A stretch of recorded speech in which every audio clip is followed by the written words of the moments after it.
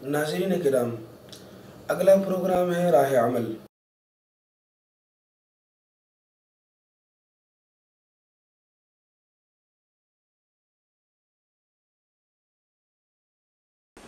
محمد رسول اللہ صلی اللہ علیہ وسلم کے ذریعے انسانیت کو کھویا ہوا مقام ملا، اور جب انسانیت کو پتہ چلا اثر نو کہ یہ دنیا میں جو کچھ ہے وہ ہمارے لیے بنایا گیا ہے، اور قدرت چاہتی ہے کہ ہم اس کی دو کتابوں کو پڑھیں۔ ایک کتاب انسانیت کے پروردگار نے لکھی ہے اپنی صفت خلق، صفت امر سے، ایک کتاب لکھی ہے اس نے اپنی صفت خلق سے، ایک ہے بک آف یونیورس، ایک ہے کتاب کائنات، اور ایک ہے یہ کتاب، ایک ہے خدا کا کلام، ایک ہے خدا کا کام۔ محمد رسول اللہ صلی اللہ علیہ وسلم کے ذریعے انسانیت کو یہ زبردست انقلابی اور ترقی پسندانہ پروگرام ملا کہ تم کو دونوں کتابوں کا مطالعہ کرنا ہے، ایک کتاب کائنات کا مطالعہ کرنا ہے، ایک کتاب ہدایت کا مطالعہ کرنا ہے۔ تم کتاب کائنات کا مطالعہ کرو، تم آسمانوں پر غور کرو، تم زمین پر غور کرو، تم دیکھو کہ آسمان کیسے کھڑا ہے بغیر ستونوں کے، ایسے ستونوں کے بغیر کہ تم کو نظر نہیں آتے۔ کیا عجیب و غریب اشارہ ہے، ستون ہیں مگر تم کو نظر نہیں آتے۔ کیا اشارہ ہے اس طرف؟ سورج کی طرف دیکھو، سورج کی گردش کی طرف دیکھو، سورج کی حرکت کی طرف دیکھو، دن اور رات کے آنے جانے کی طرف دیکھو، اس زمین کے اندر پانی کے ذخیروں کو دیکھو، کہاں سے آیا ہے وہ پانی کا ذخیرہ زمین کے اندر، کیسے محفوظ ہوا ہے، یہ ہوائیں جو چلتی ہیں، جو غلہ پیدا ہوتا ہے، یہ کس طرح زمین کے اندر سے وہ پودا نکلتا ہے، ماں کے پیٹ کے اندر بچے کی تخلیق کن مراحل سے گزرتی ہے، کس طرح اس کو وجود بخشتا ہے، یہ کتاب کائنات ہے۔ اور پہلے ہی مرحلے پر انسانیت کے شفیع پروردگار نے یہ کہا تھا کہ اقرأ باسم ربک الذی خلق، پڑھو اپنے اس رب کے نام سے جس نے پیدا کیا۔ یہ اشارہ اس طرف ہے کہ ہم تم کو تخلیقی منصوبے کے پڑھنے کا حکم دے رہے ہیں۔ تم غور کرو کہ ہم نے یہ دنیا کیوں بنائی ہے۔ ہم نے تم کو بنایا ہے اپنے لیے، اور اس دنیا کو بنایا ہے تمہارے لیے۔ یہ ایک بالکل انقلابی تصور تھا جس سے انسانیت ماقبل بعثت محمدی واقف نہیں تھی، بھولے ہوئے تھے لوگ اس سبق کو۔ جب یہ سبق عام ہوا اور کتاب ہدایت اور کتاب کائنات ان دونوں کے ایک ساتھ مطالعے کا ذوق عام ہوا تو دنیا میں انقلاب آ گیا، ایک زبردست انقلاب آیا۔ انسانیت لگ گئی اس کام میں کہ وہ کتاب کائنات کا مطالعہ کرے، اور چونکہ وہ کتاب کائنات کو پڑھتی تھی کتاب ہدایت کی روشنی میں، اس لیے کتاب کائنات کا جو مطالعہ انسان کرتا تھا وہ اس لیے نہیں کرتا تھا کہ وہ ہتھیار بنائے، وہ اس لیے نہیں کرتا تھا کہ وہ دنیا کی قوموں پر اپنی حکومت مسلط کرے، بلکہ انسان مطالعہ کرتا تھا کتاب کائنات کے لیے، انسانیت کے کتاب کائنات کا مطالعہ کرتا تھا انسانیت کی خدمت کے لیے، معیار زندگی کو بلند کرنے کے لیے، خدا کی معرفت حاصل کرنے کے لیے، سربستہ رازوں کو دریافت کرنے کے لیے۔ اس لیے کہ اللہ تعالیٰ نے یہ بات اس کتاب ہدایت میں بار بار فرما رکھی تھی کہ دیکھو ہماری دو قسم کی آیات ہیں، ایک وہ آیات ہیں جو اس قرآن میں ہم اتار رہے ہیں، اور ایک آیات وہ ہیں جو ہم نے اس کائنات میں پھیلا رکھی ہیں، دونوں کا نام آیات ہے۔ تم ان آیات کا بھی مطالعہ کرو، ان آیات کا بھی مطالعہ کرو۔ جب تم آیات قرآنی کی روشنی میں ان کتاب کائنات کی آیات کا مطالعہ کرو گے تو تم اس مطالعے سے دو نفع حاصل کرو گے۔ اسی مطالعے سے تم مجھ کو پہچانو گے، اسی مطالعے سے تم ایمان کی حقیقت تک پہنچو گے، اسی مطالعے کتاب کائنات کے مطالعے سے، یعنی سائنس کے علم کے ذریعے سے تم کو میری معرفت حاصل ہوگی، سائنس کے علم کے ذریعے سے تم انسانوں کی خدمت کے قابل بنتے چلے جاؤ گے۔ یہ مزاج تھا، اس مزاج کے مطابق بلا مبالغہ محمد مصطفیٰ صلی اللہ علیہ وسلم کی نام لیوا امت اپنی تاریخ کے تقریباً 1000 سالہ دور تک وہ کتاب کائنات کا مطالعہ اور کتاب ہدایت کا مطالعہ ایک ساتھ کرتی رہی، اور کتاب کائنات کے مطالعے نے اس کو انسانیت کی خدمت کے لائق بنائے رکھا، بلکہ برابر اس سلسلے میں اس کا جو معیار تھا وہ آگے بڑھتا رہا۔ لیکن 1000 سال کے بعد انسانی تاریخ کا ورق پلٹا کرتا ہے۔ یہ ایک راز ہے انسانی تاریخ کا. 1000 سال کے بعد تاریخ کا ورق پلٹتا ہے. میں نے شروع میں ایک آیت مختصر سی پڑھی تھی. آیت کا ایک حصہ کل یوم ہوا فی شأن. بہت عجیب و غریب آیت ہے. یقین مانیں بعض مفسرین کرام نے اس آیت کی تفسیر لکھنے شروع کی. 30,000 صفحے اس آیت کی تفسیر پڑھی اور اس کے بعد یہ کہا کہ میں اب یہ محسوس کرتا ہوں کہ لوگ پڑھ نہ پائیں گے، اس لیے میں قلم کو روکتا ہوں، ورنہ اس آیت کی تفسیر میں 3 لاکھ صفحے لکھ سکتا ہوں. یہ کل یوم ہوا فی شأن عجیب و غریب آیت ہے. ہر دن وہ رب کی الگ ایک شان ہوتی ہے، اس کا ایک الگ رنگ ہوتا ہے، اور دن خدا کے کیلنڈر میں 1000 سال کے برابر ہوتا ہے. ان یوم عند ربک کألف سنۃ مما تعدون. تو 1000 سال کے بعد انسانی تاریخ ایک نیا موڑ لیتی ہے. یہ پوری انسانی تاریخ کے مطالعے کا ایک ماسٹر کی ہے. ہمیشہ 1000 سال کے بعد ایک تبدیلی آتی ہے، ایک موڑ آتا ہے. وہ چاہے آرڈر سے کیاس کی طرف ہو یا کیاس سے آرڈر کی طرف ہو، وہ ترقی سے تنزلی کی طرف ہو یا تنزلی سے ترقی کی طرف ہو، یہ انسانی تاریخ میں ہمیشہ یہ تبدیلی آئی ہے. چنانچہ جب 1000 سال گزرے تو امت مسلمہ تھک چکی تھی. بڑھاپا اس کے عزائم میں آ چکا تھا. وہ اپنی پوزیشن کو بھول چکی، اپنے کام کو، اپنے مقام کو بھول چکی. عام طور سے مسلمان اس بات کو بھول گئے کہ ہم اپنے لیے پیدا نہیں کیے گئے ہیں، ہم انسانیت کی خدمت کے لیے پیدا کیے گئے. یہ بہت بنیادی عقیدہ تھا. یہ جس طرح توحید ایک بنیادی عقیدہ ہے، جیسے رسالت اور آخرت ایک بنیادی عقیدہ ہے، یقین مانیں اجتماعی عقائد میں سے یہ ایک بنیادی اجتماعی عقیدہ ہے کہ کنتم خیر امۃ اخرجت للناس. تم اپنے لیے نہیں بنائے گئے ہو، تم انسانیت کے لیے بنائے گئے ہو. تو جب یہ شعور مسلمانوں میں عام رہا اور کتاب کائنات اور کتاب ہدایت کے مطالعہ دونوں یکساں طور پر ہوتا رہا، تو اس وقت پھر انکشافات، ایجادات اور ہر ایجاد خدمت خلق کے نئے راستے کھولتی تھی. اللہ کرے ہماری یونیورسٹیاں اپنی ذمہ داری کو محسوس کر کے ریسرچ کو اس رخ پر لے کر جائیں اور وہ ہمارے عزیز نوجوان طلبہ کو پختہ ثبوتوں کی روشنی میں یہ بات بتائیں، فخر کی نفسیات پیدا کرنے کے لیے نہیں، تکبر پیدا کرنے کے لیے نہیں، بلکہ اپنی ذمہ داری کا احساس دلانے کے لیے کہ ہم اصل میں ان آباء و اجداد کی اولاد ہیں جنہوں نے دنیا پر حکومت کرنے کو اپنا مقصد نہیں بنایا تھا، انسانیت کی خدمت کرنے کو اپنا مقصد بنایا تھا. اور جو خادم ہوتا ہے آج، وہ کل کو مخدوم بن کر رہتا ہے. یہ فطرت کا ایک اصول ہے جو کبھی بھی گویا بے وفائی نہیں کیا کرتا. 1000 سال تک مسلمان اس مزاج کے ساتھ رہے. چنانچہ سائنس کی ترقی ہوتی رہی، زبردست ترقیاں ہوتی رہیں، انکشافات ہوتے رہے. سرجری کے علم نے بہت ترقی کی. نظریہ جراثیم کا انکشاف کس نے کیا؟ آج تو صورتحال ہماری یہ ہو گئی ہے کہ مسلم سائنسدانوں کے نام بھی ہمارے یورپین دوستوں نے بدل دیے. یہ خود ایک عجیب و غریب قسم کی تنگ نظری کی دلیل ہے کہ نام اس لیے بدلے گئے کہ کہیں کوئی پہچان نہ لے کہ یہ سائنس جو ہے یہ تحفہ ہے اصل میں فلاں قوم کا. یہ ایک علمی طور پر ایمانداری کے خلاف بات ہے. یہ علمی طور پر ایک ایسی چیز ہے جس کو ایک علمی جو آبجیکٹیو ایک مزاج ہوتا ہے علم کا، وہ اس کو کبھی بھی منظور نہیں کر سکتی. اب جب 1000 سال کے بعد اللہ تعالیٰ کو دنیا کو تو چلانا تھا، اور اللہ دنیا کو بغیر مینجمنٹ کے تو چھوڑ نہیں سکتا. مسلمانوں نے ذمہ داری چھوڑ دی. وہ لگ گئے عمارتیں بنانے میں، وہ لگ گئے محلات بنانے میں، وہ لگ گئے عیاشیاں کرنے میں، وہ لگ گئے طبلہ و سارنگی میں، اور وہ لگ گئے ان غیر اہم کاموں میں جن کا کوئی تعلق انسانیت کے مستقبل کی تعمیر سے براہ راست نہیں تھا. تو وہ شمع ہم سے لے کر یورپ میں پہنچائے گی. یہ قدرت کی طرف سے قدرت کا ایک انتظام ہے.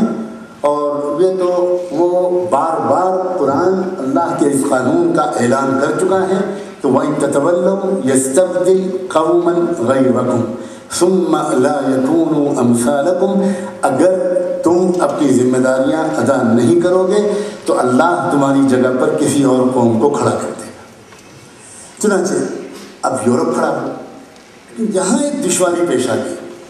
یورپ جو کھڑا ہوا تو یورپ کے ہاتھ میں جو مذہبی ڈھانچہ تھا وہ تھا جو کسی بھی طرح سے سائنٹیفک اصولوں پر پورا نہیں ہو سکتا، اتر سکتا تھا.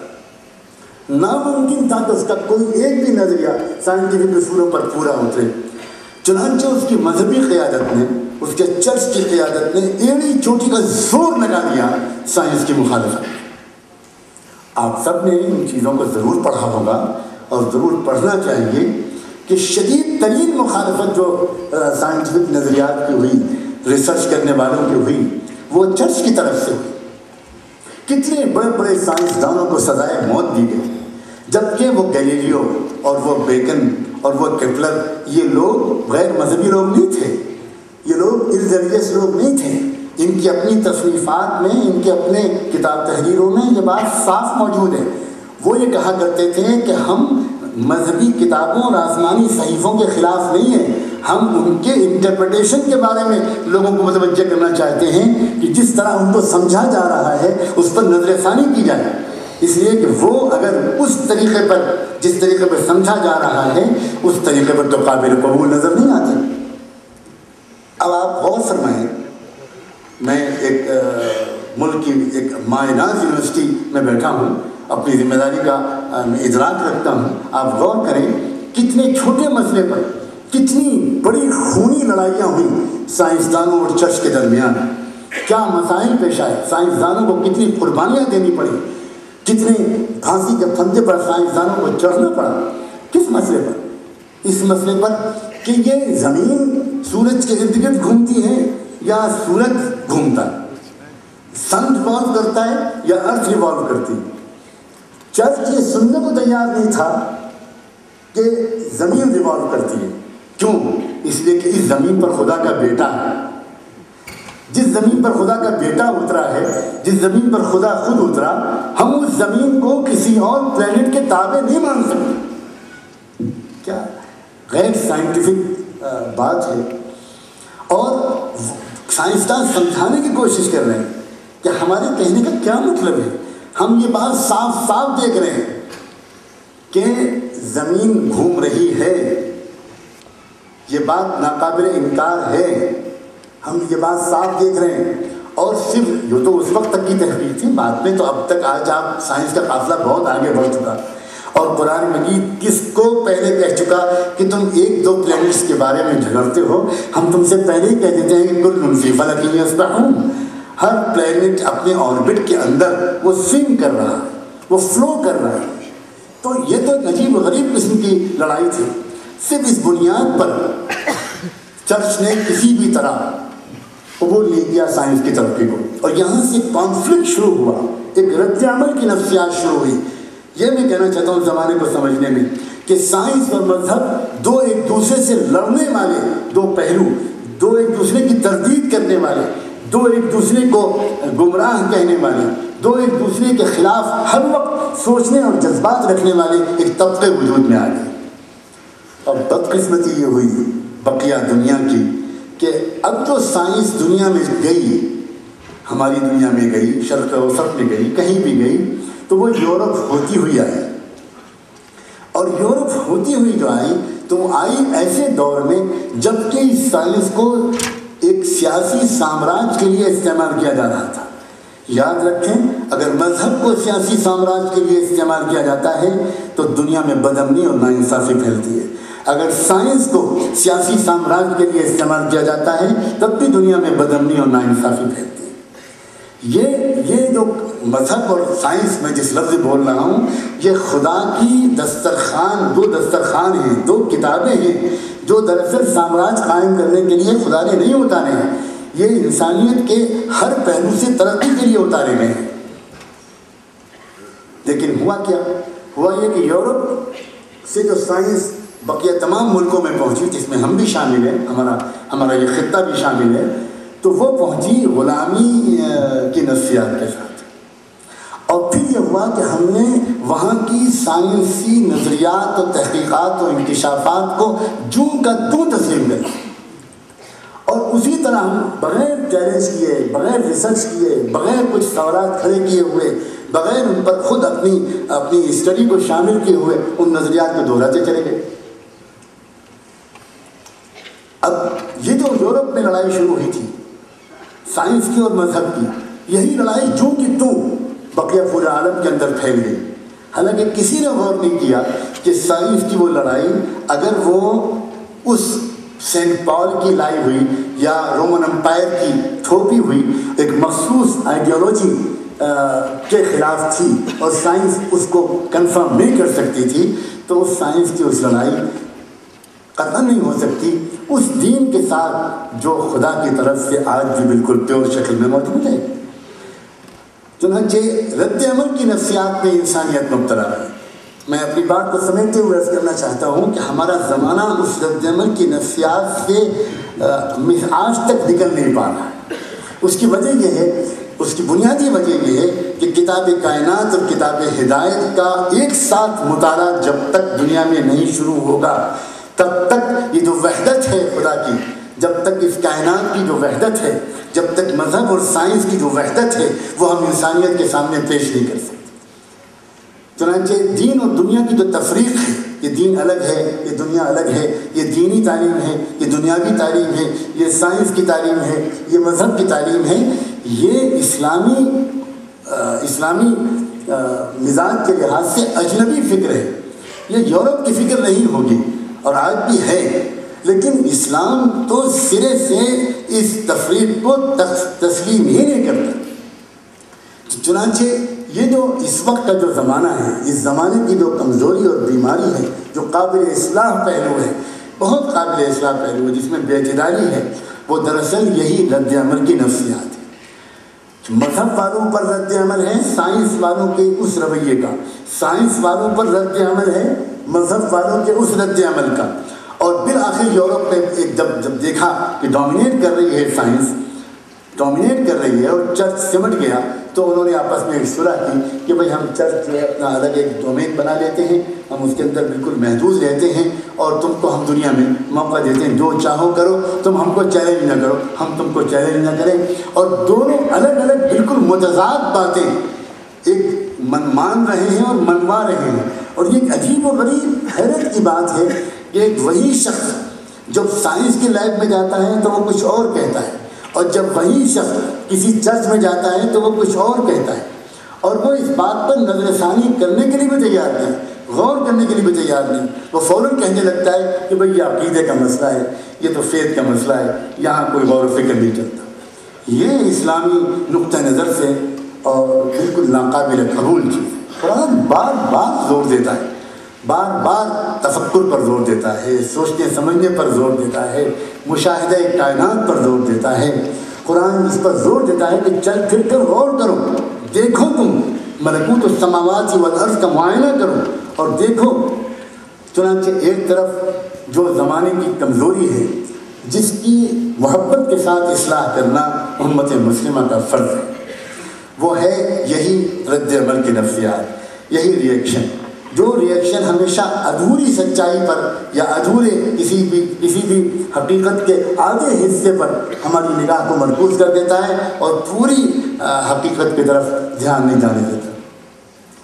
اسی کا نتیجہ ہے کہ جب یہ انسان معاشی مسئلے کو حل کرنے کے لیے کوشش کرنا شروع کرتا ہے، جب یہ انسان اکنامکس کو اپنے ہاتھ میں لیتا ہے اور یہ چاہتا ہے کہ ایک معاشی نظام پیش کرے، تو کبھی یہ ایک ایسے نظام کی طرف جاتا ہے جو صرف انڈیویجول کے رائٹس کو پریزرو کرتا ہے، فرد کی آزادی، مطلق آزادی، ہر انسان آزاد ہے، جس طرح چاہے کمائے، جس طرح چاہے خرچ کرے، ہم کسی بات پر پابندی نہیں لگا سکتے، فرد مکمل آزاد ہے، فرد پر ہم کوئی قدغن نہیں لگا سکتے کہ تم اس طرح نہیں کما سکتے اور تم اس طرح نہیں خرچ کر سکتے، یہ انسانی حقوق میں مداخلت ہے۔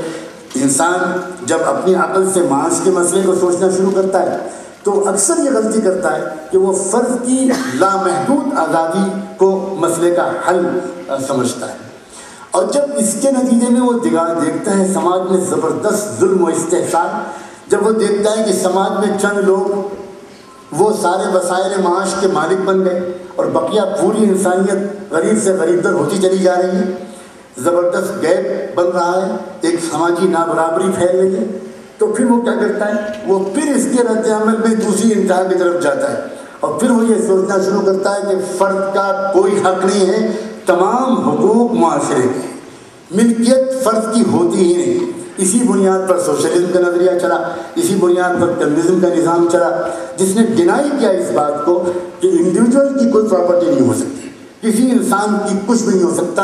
ایک انسان اپنی بڑی محنت کے ساتھ وہ $1 ملین کی فیکٹری قائم کرے گا، لیکن وہ فیکٹری انسان کی ملکیت ہم تسلیم نہیں کریں گے، وہ اسٹیٹ کی ملکیت ہوگی۔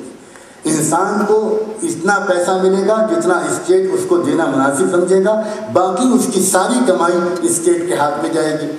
ایک طرف وہ انتہا پسندی تھی کہ فرد مطلقاً آزاد، ایک طرف اس کے رد عمل میں فرد کی آزادی مکمل طور پر سلب، مکمل طور پر انسان محروم کر دیا گیا اس بات سے کہ وہ کمائے اور خرچ کرے۔ یہ دو انتہا پسندی ہیں، یہاں بھی رد عمل، یہاں بھی ادھورا پن۔ مردوں اور عورتوں کے درمیان ایک زندگی کیسے گزرے، جب اس نقطۂ نظر پر نظر ڈالنی شروع کی انسان نے اپنی اسی ادھوری عقل کے ساتھ، اپنی اسی رد عمل کی نفسیات کے ساتھ، تو یہاں بھی ہم یہی چیز دیکھتے ہیں کہ عام طور پر مختلف معاشروں میں دیکھتے ہیں، ہمارے قدیم ہندوستانی معاشرے میں سارے حقوق مردوں کے تھے، عورتوں کا کوئی حق ہی نہیں تھا۔ جو ہمارا پراچین جو سنسکرتی ہے، جو پرانے ہمارے صحیفے ہیں اس ملک میں، جو صحیفے جن کو مقدس صحیفہ مانا جاتا ہے، کوئی انکار نہیں کر سکتا اس بات کا کہ وہ مردوں کے حق میں 100% ایک طرح سے ان کو ڈومینیٹنگ پاور بناتے ہیں، اور عورت کو بالکل باندھی بنا کے رکھتے ہیں، اور باندھی سے بھی زیادہ ایک شیطانی مخلوق بنا کے رکھتے ہیں۔ میں نے کئی چیزیں کوٹ کی تھی، لیکن میں وقت بچانے کے لیے میں ان کوٹیشنز کو نہیں پیش کر رہا، میں اشارے کرنا چاہ رہا ہوں اس بات کی طرف، اس بات کو سمجھیں کہ یہ زمانہ کن کن پہلوؤں سے محبت بھری اصلاح کرتا ہے۔ ایک عجیب قسم کی کیفیت ہم نے اپنے زمانے میں، ہم خود اس وقت ایک بے چینی دیکھ رہے ہیں، اگر ہم محسوس نہیں کرتے تو یہ ہماری کوتاہ نظری ہے، اور ہمارے میڈیا کا بھی اس میں بہت بڑا قصور ہے، جو سماج کی اصلی حقیقتوں کو ہم تک نہیں پہنچا پا رہا ہے، اس لیے کہ وہ ایک طرح سے کمیٹڈ میڈیا ہے اور یا پابند میڈیا ہے۔ وہ میڈیا آزاد نہیں ہے کہ سماج کی اصلی سچائیوں کو باہر پہنچائے، ورنہ ہمیں اتنا بے خبر اس وقت اس بات سے نہیں ہونا چاہیے کہ معاشی نظام کے دونوں قسم کے تجربے 100% فیل ہو چکے ہیں، اور انسانی دنیا اس وقت کسی تیسرے معتدل متوازن اکنامک سسٹم کی تلاش میں۔ سخت بے چینی ہے دنیا میں۔ 2011 کا جو سال گزرا ہے اور 2012 کا جو پورا ونٹر گزرا ہے، امریکہ اور یورپ میں تاریخ میں پہلی بار زبردست برف باری کے درمیان وہاں کے اکثر شہروں میں کئی سو، کئی ہزار اور کئی لاکھ لوگ نہ صرف یہ کہ پروٹیسٹ کے لیے نکلے، بلکہ ہفتوں اور مہینوں کھلے ہوئے پارک میں پڑے رہے، اور انہوں نے آکوپائی وال اسٹریٹ کے نام سے ایک تحریک چلائی، اور وہ تحریک کا صرف ایک ہی تھیم ہے، اور وہ یہ کہ موجودہ اکنامک سسٹم کو ہم ریفیوز کرتے ہیں، ہم ریجیکٹ کرتے ہیں، اس کو بدلو، اس لیے کہ اس میں 1% انسان مالدار ہو گیا ہے اور 99% انسان غریب ہو گئے۔ چنانچہ وہاں کے بوڑھے، وہاں کے جوان، وہاں کے کالے، وہاں کے گورے، وہاں کے نوجوان لڑکے اور لڑکیاں، وہاں کی چھوٹی چھوٹی اسکول کی بچیاں اپنے ہاتھ میں پلے کارڈز لے کر "We are 99%, we hate you, we reject you, we refuse you" روزانہ وہ ہزاروں کی تعداد میں مارچ کرتے، وال اسٹریٹ کے سامنے جاتے، چند گھنٹے تک نعرے لگاتے، پھر پولیس ان کو منتشر کرتی، یہاں تک کہ ان لوگوں نے جب یہ سنا اور یہ پڑھا کہ جو اسلامک سسٹم ہے، اکنامک جو اسلامک بینکنگ سسٹم ہے، وہ دونوں کے بالکل بیچ کا ہے، جس میں فرد کو آزادی بھی دی گئی ہے اور فرد کو معاشرے کے تئیں اپنی ذمہ داریوں کا احساس بھی دلایا گیا ہے، معاشرے کے حقوق کا تحفظ بھی کیا گیا ہے، اور معاشرے سے یہ بھی کہا گیا ہے کہ تم اپنے افراد پر نظر رکھو، اس لیے کہ معاشرہ افراد کے مجموعے کا نام ہے۔ اگر افراد کمزور ہوں گے تو معاشرہ کمزور ہوگا، اور اگر معاشرہ طاقتور ہوگا تو افراد طاقتور ہوں گے۔ اس طرح ایک زبردست قسم کا دونوں کے درمیان ایک ایسا رشتہ ہے، اور یہ بات جب ان تک پہنچی تو ان کرسچن لوگوں نے، ان یہودی لوگوں نے، ان مردوں اور عورتوں نے بغیر اس کے کہ وہ اسلام کے بارے میں کچھ جانیں، صرف اتنی بات سن کر انہوں نے پورے امریکہ میں جو ماہرین اقتصادیات اور معاشیات ہیں ان تک میل بھیجے، ان تک میسیجز بھیجے، بینکوں کے سامنے جا کر پلے کارڈز لے کر کھڑے ہو گئے اور انہوں نے یہ گزارش کرنی شروع کی، اس بات پر زور دینا شروع کیا کہ اسلامک بینکنگ سسٹم ہمارے ملک میں نافذ کرو۔ یہ پھر میں عرض کرتا ہوں، میں فخر کی نفسیات سے اپنے اور آپ کے دلوں کو بچانا چاہتا ہوں۔ یہ فخر کی نفسیات سے کہنے کی چیز نہیں ہے، یہ اس لیے میں نہیں کہہ رہا ہوں کہ ہم تھوڑا خوش ہو جائیں، نہیں، ہم کو احساس ہونا چاہیے کہ زمانہ کن کن پہلوؤں سے ہماری محبت بھری، دانش بھری، حکمت بھری اور بصیرت بھری نظر کا محتاج اور منتظر ہے۔ کیا صورتحال ہے اس وقت پورے انسانی معاشرے میں؟ تو وہی صورتحال میں عورت اور مرد کے بارے میں کہہ رہا تھا، وہی صورتحال ہے جب مردوں کی جانب بہت زیادہ جھکاؤ کچھ تہذیبوں کا ہوا اور کچھ تمدن ہوا، تو اس کے رد عمل میں جو اب فکر بنی وہ بالکل اس نے ایک طرح سے پوری طرح عورتوں کے حق میں جھکاؤ پیدا کر دیا اور ناانصافی شروع ہو گئی مردوں کے ساتھ۔ مردوں اور عورتوں دونوں کے معاملات میں سخت افراط و تفریط ہم اس وقت زمانے میں دیکھ رہے ہیں مختلف معاشروں کے اندر۔ آزادی کا نام بلند کیا گیا، آزادی کا نام بلند کیا گیا تو اس کے نتیجے میں فیملی سسٹم ٹوٹنے لگا۔ ہر انسان کو آزادی ہے جس سے چاہے ملے، جو چاہے کرے۔ شادیاں مہنگی ہونے لگی، شادیوں کے نتیجے میں ذمہ داریاں پڑتی ہیں، اس لیے لوگ شادیوں کو اوائڈ کرنے لگے اور بغیر شادیوں کے ایک لیونگ پارٹنر کا دنیا میں فیشن چل پڑا اور پھر اس کے نتیجے میں ایسے بچوں کا وجود تیزی کے ساتھ بڑھنے لگا جن کے کوئی پیرنٹس نہیں ہیں، جن کو کوئی ٹیک کیئر کرنے والا نہیں ہے۔ اس سے بہت سے سوشل مسائل اور پیدا ہوئے، اخلاقیات کے لالے پڑ گئے، جرائم پیشہ لوگ سماج کے اندر لاکھوں کی تعداد میں بڑھ گئے۔ یہ ہے زمانہ۔ میں جس زمانے کی طرف اشارہ کر رہا ہوں، اور بھی بہت سے پہلو ہیں لیکن میں کس پہلو کو گناؤں؟ زمانہ ہمارا بہت سی قابل قدر پہلو بھی رکھتا ہے، کچھ مثبت پہلو بھی رکھتا ہے، میرا فرض ہے کہ میں ان کی طرف بھی اشارہ کروں۔ یہ زمانہ وہ ہے جس میں آپ اپنی گفتگو کر سکتے ہیں لوگوں سے، اپنی بات کہہ سکتے ہیں لوگوں سے، آپ اپنی بات لکھ سکتے ہیں، آپ اپنا کیس پریزنٹ کر سکتے ہیں، آپ لوگوں کو دعوت غور و فکر دے سکتے ہیں۔ یہ معمولی پلس پوائنٹ نہیں ہے، اس لیے ایک زمانہ وہ گزرا ہے انسانی تاریخ پر جس میں اسٹیٹ کی اجازت کے خلاف آپ کچھ بول ہی نہیں سکتے تھے، آپ کچھ سوچ ہی نہیں سکتے تھے۔ آپ کا عقیدہ وہی ہوگا تو اسٹیٹ چاہے گی، آپ کی فکر وہ ہوگی تو اسٹیٹ چاہے گی۔ یہ زمانہ کمیونیکیشن کا زمانہ ہے، یہ زمانہ اپنی بات، اپنے کیس کو پریزنٹ کرنے کا زمانہ ہے، یہ زمانہ ایک دوسرے کو اٹریکٹ کرنے کا زمانہ ہے۔ اس زمانے کے اندر یہ بہت بڑا مثبت پہلو ہے، بہت بڑا مثبت پہلو ہے۔ دوسری بات یہ کہ اس زمانے کے اندر انفارمیشن عام ہو رہی ہے۔ اب علم کے دروازے مخصوص کلاس اور مخصوص سیٹ کے لیے دنیا کی کوئی قوم محدود نہیں کر سکتی۔ اب علم عام ہو رہا ہے، جو چاہے علم حاصل کرے، جو چاہے ایسٹرونامی پڑھے، جو چاہے جیولوجی پڑھے، جو چاہے فزکس کیمسٹری پڑھے اور جو چاہے وہ تاریخ پڑھے اور جغرافیہ پڑھے۔ یہ وہ زمانہ ہے جس زمانے کے بہت سے منفی پہلوؤں کے ساتھ یہ مثبت پہلو ہمارے کام کو آسان بھی کرتے ہیں۔ اب میں دوسرے موضوع کے دوسرے حصے کے بارے میں کچھ عرض کرنا چاہتا ہوں، اسلام کسے کہتے ہیں۔ مجھے یہ کہنے کی اجازت دیجیے بہت دکھ اور شرمندگی کے ساتھ کہ اسلام کو ٹھیک سے سمجھا نہیں جا رہا۔ میرا اشارہ صرف غیر مسلموں کی طرف نہیں ہے، میری شکایت صرف غیر مسلموں سے نہیں ہے۔ مجھے یہ اعتراف کرنا چاہیے کہ ہم خود مسلمان اکثریت، یہاں تک کہ مجھے کہنے کی اجازت دیجیے کہ ہم وہ لوگ جو اپنے کو عالم بھی کہتے ہیں، ہم میں سے بھی اکثر لوگ اسلام کو ٹھیک سے نہیں سمجھ پا رہے۔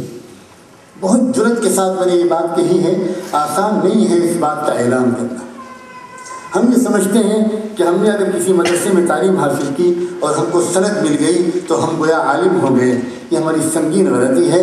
اگر ہمارے اندر یہ احساس رہا کہ گویا کوئی ایک دن زندگی میں ایسا بھی آ سکتا ہے جس میں ہمیں مزید کچھ جاننے اور سمجھنے کی ضرورت باقی نہیں رہی، گنجائش باقی نہیں رہی، تو یہ قابل اصلاح ہے۔ یہ قابل اصلاح خیال ہے. علم تو ایک ایسا ناپیدا کنار سمندر ہے کہ جس کو اگر کسی کو عمر نو بھی مل جائے اور وہ روزانہ اپنی زندگی کا بیشتر وقت وہ جاننے اور سمجھنے میں گزارے تو سچی بات یہ کسی موقع پر آ کے وہ یہ نہیں کہہ سکتا کہ مجھے جو کچھ جاننا تھا میں سب جان چکا.